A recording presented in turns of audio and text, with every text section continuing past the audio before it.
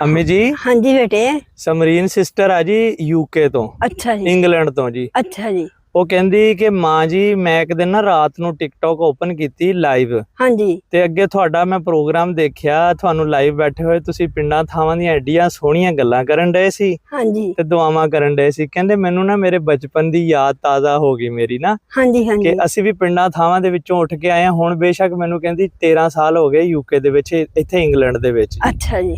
ਤੇ ਕਹਿੰਦੇ ਮੈਨੂੰ ਉਹ ਪ੍ਰੋਗਰਾਮ ਤੁਹਾਡਾ ਬੜਾ ਚੰਗਾ ਲੱਗਾ। ਮੈਂ ਤੁਹਾਡੇ ਪੁੱਤਰ ਦੇ ਨਾਲ ਨਾ ਗੱਲ ਕੀਤੀ हाँ जी। ਤੇ ਤੁਹਾਡਾ ਪੁੱਤਰ ਯਾਨੀ ਕਿ ਉਹਨਾਂ ਦਾ ਹਸਬੈਂਡ ਉਹ ਕਹਿੰਦਾ ਕਿ ਜਿਸ ਟਾਈਮ ਉਹ ਮਾਂ ਜੀ ਲਾਈਵ ਆਵੇ ਤੇ ਮੈਨੂੰ ਦੱਸੋ ਕਿੰਨੇ ਵਜੇ ਉਹ ਲਾਈਵ ਆਂਦੀ ਆ। ਤੇ ਦੂਸਰੀ ਗੱਲ ਉਹ ਬਾਜੀ ਕਹਿੰਦੇ ਆ ਬਾਈ ਸਮਰੀਨ ਕਹਿੰਦੇ ਕਿ ਮੇਰੇ ਛੋਟੇ ਛੋਟੇ ਬੱਚੇ ਆ हाँ जी। ਜਿਨ੍ਹਾਂ ਨੂੰ ਅਸੀਂ ਪੰਜਾਬੀ ਸਕਾਫਤ ਪਿੰਡਾਂ ਥਾਵਾਂ ਦੀ ਸਕਾਫਤ ਪਿੰਡਾਂ ਥਾਵਾਂ ਦਾ ਰਹਿਣ ਸਹਿਣ ਅਸੀਂ ਇੱਥੇ ਬੈਠੇ ਨਹੀਂ ਦੱਸ हाँ ਸਕਦੇ। जी। हाँ जी। हाँ जी। ਤੇ ਮੈਂ ਆਪਣੇ ਬੱਚਿਆਂ ਨੂੰ ਵੀ ਤੁਹਾਡੇ ਨਾਲ ਮਿਲਾਉਣਾ ਚਾਹਨੀ ਆ ਗੱਲਬਾਤ ਕਰਵਾਉਣਾ ਚਾਹਨੀ ਆ। हाँ जी। ਤੇ ਉਸ ਤੋਂ ਬਾਅਦ ਮੈਨੂੰ ਤੁਸੀਂ ਲਾਈਵ ਲੱਭੇ ਨਹੀਂ ਮੈਂ ਬੜਾ ਤੁਹਾਨੂੰ ਲੱਭਿਆ। हाँ जी। ਤੇ ਮਾਂ ਜੀ ਤੁਸੀਂ ਲਾਈਵ ਕਿੰਨੇ ਵਜੇ ਆਂਦੇ ਹੋ ਅਗਰ ਨਹੀਂ ਆਂਦੇ ਤੇ ਲਾਈਵ ਲਾਜ਼ਮੀ ਆਇਆ ਕਰੋ ਮੈਨੂੰ ਟਾਈਮ ਵਗੈਰਾ ਦੱਸੋ ਜੀ। अच्छा जी।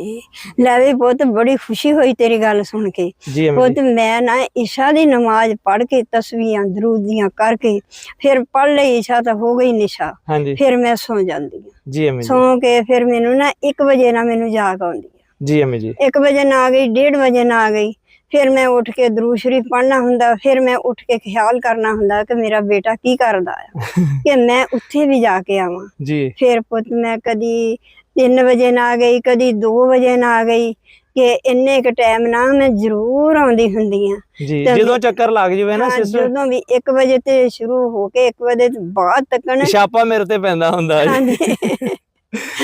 ਤੇ ਸਿਸਟਰ ਅਸਲ 'ਚ ਨਾ ਮੈਂ ਜ਼ਿਆਦਾ ਮਾਂ ਜੀ ਨੂੰ ਬਿਠਾਉਂਦਾ ਨਹੀਂ ਹੈਗਾ। ਜਦੋਂ ਇਹਨਾਂ ਨੇ ਨਾ ਤਹੱਜਦ ਦੀ ਨਮਾਜ਼ ਪੜ੍ਹਨੇ ਵਾਸਤੇ ਉੱਠਣਾ ਨਾ ਜੀ ਤੇ ਉਸ ਟਾਈਮ ਫਿਰ ਆ ਜਾਂਦੇ ਹੁੰਦੇ ਆ ਉੱਥੇ ਮੇਰੇ ਕੋਲ ਨਾ। ਤੇ ਤੁਸੀਂ ਮੇਰੀ ਭੈਣ ਬਹੁਤ ਸ਼ੁਕਰੀਆ ਬੜੀ ਅੱਛੀ ਗੱਲ ਲੱਗੀ ਤੁਹਾਡੀ ਮੇਰੀ ਭੈਣ ਕਿ ਤੁਸੀਂ ਅੱਜ ਵੀ ਯੂਕੇ ਦੇ ਵਿੱਚ ਰਹਿ ਕੇ ਬਾਹਰ ਰਹਿ ਕੇ ਵੀ ਪਿੰਡਾਂ ਨੂੰ ਇੰਨਾ ਪਿਆਰ ਕਰਦੇ ਹੋ ਇੰਨੀ ਮੁਹੱਬਤ ਕਰਦੇ ਹੋ ਕਸਮੇ ਦਿਲ ਖੁਸ਼ ਹੋ ਗਿਆ ਮੇਰੀ ਭੈਣ।